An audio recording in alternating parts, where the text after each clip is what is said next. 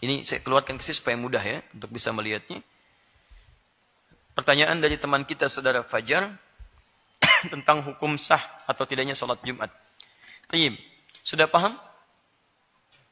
Sebelum dihapus ya. Assalamualaikum warahmatullahi wabarakatuh. Waalaikumsalam warahmatullahi wabarakatuh. Mohon maaf Ustaz mengganggu, saya ingin mengajukan pertanyaan mengenai syarat sah salat Jumat itu apa saja beserta dalilnya. Karena beberapa saat yang lalu saya mendengar Ustaz di sini berkata, salat Jumat harus ada 40 orang pintar minimal. Jadi kalau tidak memenuhi syarat itu maka tidak sah salat Jumatnya. Setahu saya ada memang yang menyebutkan 40 tapi nggak pakai pintar. Ya. Ukuran pintar itu bisa relatif nanti ya. Masya Allah. Kenapa nggak sholat Jumat? Saya tidak pintar Pak. Masya Allah. Aduh, ini repot. Ayo bismillah, kembalikan ke sini dulu. Taib. Apakah untuk sholat Jumat bisa dianggap sah kalau kemudian makmumnya atau peserta Jumatnya mesti berjumlah 40? Di sini ada 3 pendapat dari para ulama. Pendapat pertama kalangan ulama Hanafiyah. Taib. Dalam kalangan ulama Hanafiyah berpendapat bahwa berdasarkan keterangan ayat Al-Quran, juga keterangan hadis-hadis Nabi SAW dalam riwayat yang valid, menunjukkan tidak ada syarat khusus jumlah bilangan untuk Jumat, kecuali syarat yang menjadikan sah berjamaah, yaitu ada imam, ada makmum. Dari mana kemudian itu diperoleh? Pertama, panggilan kemudian untuk menunaikan ibadah Jumat, itu panggilan umum menunjuk jamaah, tidak membatasi jumlah jamaahnya. Quran surah ke-62 Al-Jumu'ah, ayat ke-9, paling kiri sebelah atas. Perhatikan kalimatnya. Ya ayyuhalladzina amanu. Hei orang-orang yang telah menyatakan dirinya beriman. Menggunakan alladzina, orang-orang yang. Baik bentuknya, bentuk jama' umum, jamaah. Alladzina disebutkan 1080 kali dalam Al-Quran. Menunjuk banyak jamaah. Idza nudiya lis-salati min yaumil jumu'ati fas'au ila dzikrillah. Jika diseru untuk menunaikan salat di hari Jumat, bergegaslah untuk zikir kepada Allah. Kalimat bergegas menggunakan kata fas'au. Fas'au bentuknya jama'. Jadi kalau sepanjang ada bentuk jama', maka pada saat itulah sah Jumat ditunaikan. Nah, berapa bentuk jama' dalam batasan hukum Islam? Dalam bahasa Arab, bentuk jama' itu disebutkan jika lebih daripada 2. Jadi jama'. 1 mufrad, 2 mutsanna, 3 jama'. Tapi dalam pengertian syariat, dalam praktek ibadah, disebut jama' itu bisa lebih daripada 1. 2 sudah jama'. Karena salat sah, syaratnya sah salat berjamaah, itu ada 2 orang. Makmum 1, kemudian imam 1. Imamnya di depan, makmum di belakang. Jadi kalau sudah ada 2 orang, maka sah salat berjamaah. Disebut jama'. Ingat ya, pengertian bahasa tidak harus sama dengan pengertian istilah. Jadi kalau Anda ingin membahas satu istilah, maka ta'rif bahasa dibawa kepada istilahnya. Sekarang bahasa akan dibawa kepada fikih. Fikih mensyaratkan syarat sah salat berjamaah itu jika ada minimal 2 orang. Imam 1, makmum 1. Jelas sampai sini? Maka dalam pendapat mazhab Hanafiyah menjelaskan sepanjang kemudian terpenuhi syarat berjamaah itu dengan unsur jamaahnya, maka sah dipandang Jumatnya. Misal, ya dalam satu tempat misalnya yang ada cuma 3 orang. Jama' bukan? Jama'. Kemudian misalnya 1 muadzin, 1 imam, 1 makmum. Jadi yang satu apa tugasnya? Khatib dan imam. Yang satu apa tugasnya? Muadzin. Satu lagi apa? Makmum. Masya Allah. Makmumnya ada 2, 1 muadzin. Apakah sah Jumatnya? Sah. Dalam pandangan mazhab Syafi'iyah. Meskipun memang tidak lazim. Kok ada orang Jumat cuma 3 orang, gitu kan? Nanti akan diikat dengan tempat. Yang kedua, pendapat ulama Malikiyah. Malikiyah berpendapat bahwa sah dipandang Jumatan itu jika minimal dalam tempat Jumatan itu ada 12 orang. Dari mana 12 orang ini? Pertama, keterangan Al-Quran memberikan isyarat di Quran surah ke-62 Al-Jumu'ah, ayat yang ke-11-nya. Paling kiri di atas agak sedikit ke tengah, dikuatkan di hadis Muslim, nomor hadis 863. Tayyib. Dikisahkan kemudian, wa idza ra'au tijaratan aw lahwan infaddu ilaiha wa tarakuka qa'ima. Qul ma indallahi khairu minal lahwi wa minat tijarah wallahu khairur raziqin. Tayyib.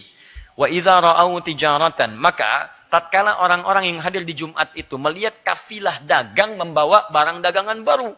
Jadi ini di awal-awal masa Islam, baru turun syariat Jumat, tiba-tiba ketika Jumatan di awal-awal masa syariat itu datang kafilah. Kafilah itu rombongan bawa dagangan untuk ditawarkan. Dari Syam dikisahkan. Syam. Tawarkan bonus, Pak. Ya, diskon. Diskon. Diskonnya naik 90%. Masya Allah. Samping masjid. Dan yang ditawarkan, yang antum cari. Itu masalahnya. saya gini dah ilustrasinya. Ibu lah Bu ya. Ibu sedang di mall Bu. Tiba-tiba adzan berkumandang. Allahu Akbar, Allahu Akbar. Di bawah ada masjid. Ibu teruskan transaksi atau ke masjid dulu? Misal, ibu ke masjid dulu karena baru pilih-pilih gitu kan. Nanti Pak, saya kesini lagi ya habis sholat. Silahkan Bu. Begitu mau turun, speakernya bunyi. Sekarang diskon 90%, 90%. Masya Allah. Yang disebutkan diskon, itu barang yang ibu cari. Pertanyaan saya, ibu teruskan lagi transaksi atau tidak jadi sholat? Hah? Itu tidak mudah di situ. Karena awal-awal tuh iman belum menguat. Maka dari itu apa yang terjadi? Kemudian beberapa orang sahabat meninggalkan Nabi untuk mengejar diskon itu. 12 orang tinggallah di situ. Dari mana taunya 12 orang di hadis Muslim tadi? Nomor hadis 863. Maka ditinggalkan Nabi SAW, tersisa kisaran 12 orang. Ini tafsir ini sangat lumrah ditemukan di kitab-kitab tafsir. Termasuk silakan buka tafsir Al-Quranul Azim, karya Ibnu Katsir, ya rahimahullah. Antum akan temukan itu. Nah, ingat baik-baik ya kaidah ini. Perhatikan baik-baik. Jika dalam Al-Quran disebutkan kisah, dan di kisah itu orangnya tidak dirinci, detailnya tidak disebutkan, kejadiannya kapan, ini menunjukkan kejadian itu akan berulang di masa depan. Dengan tokoh-tokoh berbeda, dengan konteks yang tidak sama, tapi substansinya serupa.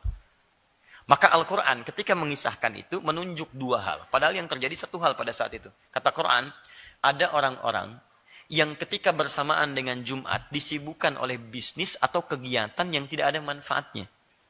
Tuh. Hati-hati. Maka mereka tinggalkan Jumat untuk mengejar aktivitas bisnisnya atau hal yang tidak bermanfaat itu. Ketika tidak disebutkan kejadiannya kapan, orangnya siapa, ini memberikan kesan akan terjadi lagi di masa depan, orang tega meninggalkan Jumat untuk mengejar urusan dunianya. Antum yang ikhwan, wajib Jumatan. Begitu antum akan misalnya Jumatan di hari itu, tiba-tiba misalnya partner bisnis antum mengatakan, proyek kita akan ditandatangan di hari Jumat nanti. Jamnya persis jam Jumatan, jam 12 sampai jam 1. Ya, dari proyek itu nilainya 200 miliar misalnya. 200 miliar, tidak tanggung-tanggung. Pertanyaan saya, ketika itu disampaikan kepada antum, antum pilih Jumatan atau pilih tanda tangan proyek itu? Tawarannya sederhana, antum tidak hadir pada saat itu, maka proyek batal. Jawaban ini akan menunjukkan indikator tingkat keimanan antum. Semakin banyak mikir, menandakan imannya bermasalah. Cepat. Selesai. Maka pada yang seperti itu, Allah tegaskan kalimatnya. Perhatikan kalimatnya baik-baik. Qul. Ini bahasa Al-Quran. Ma indallahi khairun minal lahwi wa minat tijarah. Dan ditegaskan. Wallahu khairan raziqin. Katakan kata Allah Muhammad pada tipe orang-orang seperti ini. Katakan pada mereka. Apa yang telah Allah siapkan bagi orang yang cepat merespon seruan Allah, Allah akan siapkan yang lebih baik dibandingkan dengan yang dia kejar itu. Dan tutup dengan kalimat yang sangat indah. Wallahu khairur raziqin, dan Allah yang mengatur rezeki yang terbaik. Pertanyaan saya, yang punya rezeki siapa? Allah. Yang mengatur siapa? Kalau bahasa bebasnya begini, yang punya rezeki itu saya. Yang punya rezeki saya. Mudah bagi saya untuk menentukan. Kamu ikut Jumat atau tidak, rezeki tidak akan tertukar. Kamu kejar-kejar itu, bisa kamu saya wafatkan pada saat itu. Begitu Anda kejar itu untuk tanda tangan, Masya Allah, meninggal di jalan. Rezeki nggak dapat yang ini, ya nggak ditanda tangan, dan ini pun Jumat tidak dikerjakan. Mudah bagi Allah. Dan sangat mudah bagi Allah menjadikan itu lebih daripada 200 juta. Masya Allah. Begitu tiba-tiba antum mengejar Jumat, Allahu Akbar. Meninggalkan itu semua, dibatalkan proyeknya. Muncul kisahnya. Seorang mengejar Jumat untuk meninggalkan 200 miliarnya. Viral kisahnya. Tiba-tiba datang orang punya proyek 400 miliar. Lebih daripada ini. Dan itu orang Islam. Sampaikan, berikan, dan sebagainya. Itu luar biasa. Antum jangan takut. Kalau ada hal bertentangan dengan syariat, waktunya bersamaan, kejar syariat dulu. Karena Allah yang punya rizki. Rizki antum gak akan tertukar. Rizki itu hanya bisa diikhtiarkan dan didapatkan dengan izin Allah. Rizki tidak terletak betapa kerasnya antum bekerja.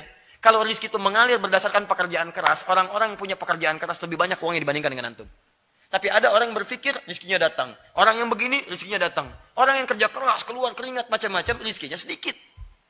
Bukan masalah sedikit atau banyaknya. Tapi bagaimana rizki itu bisa bermasalah untuk kehidupan antum.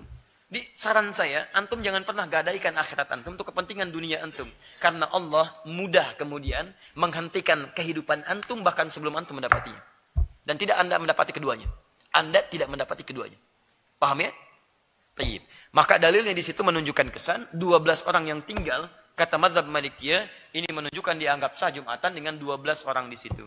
Kemudian pendapat Imam Syafi'i, maksud Syafi'iyah dengan Hanabilah di Hambali, kemudian mensyaratkan jumlah 40 orang. Berdasarkan hadis riwayat dari Ka'ab di Abu Daud nomor hadis 1069. Dengan jumlah 60 orang. Dengan jumlah 40 orang. Tapi Bapak Ibu sekalian, berdasarkan penelusuran ulama ketika diterjih kemudian hadis-hadis dan keterangan ini, maka ini menunjukkan yang paling kuat pendapat Hanafiyah. Dengan tidak mensyaratkan jumlah bilangan tertentu. Jadi kalaupun ada kurang dari 40 orang misalnya, yang datang 30 orang, datang 20 orang, terlaksana Jumatan. Ya, jika diadakan di masjid, di tempat yang baik, dengan keadaan yang baik, dan terpenuhi segala rukun dan syaratnya, maka sah diadakan pada saat itu. Ya, begitu ditunggu, ada macam-macam, ada kejadian, ada banjir, ada itu, yang ada cuma 5 orang misalnya. Di tempat yang biasa Jumatan. Biasanya 100 orang, yang datang cuma 5 orang. Waktu telah tiba, lakukan Jumatan, gak ada masalah di situ. Ya. Apa dalilnya? Karena 12 orang dianggap lemah pada saat itu, karena saat kejadian terjadi, 12 orang itu bukan menunjukkan jumlah mutlak. Tapi jumlah kejadian yang tidak disengaja. Tadinya banyak, orang keluar, yang tersisa 12 orang. Tidak bisa dijadikan hujah kalau Jumatan mesti minimal 12 orang. Karena kejadian tidak sengaja. Coba kalau yang keluar 39 orang misalnya, yang tersisa cuma 2 orang. Maka apakah akan dikatakan boleh Jumatan dengan 2 orang? Nanti setiap jumlah berubah, maka pandangan bisa berubah. Maka pendapat ini lemah.